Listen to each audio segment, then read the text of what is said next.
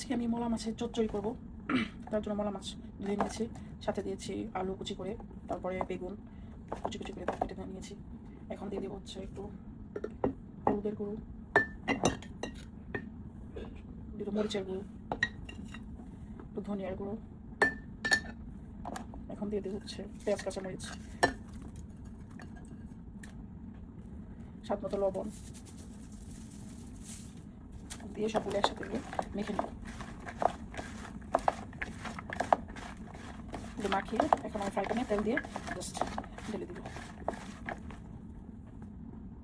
Fry প্যানে তেল দিয়ে দিয়েছি, গরম হয়ে গেছে, এখন আমি ঢেলে দেবো।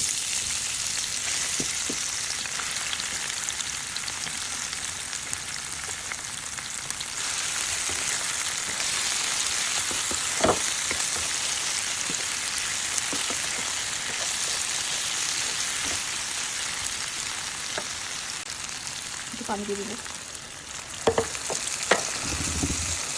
ভেজে জাল করে সিদ্ধ হবে। টমেটোগুলো দিয়ে দিব।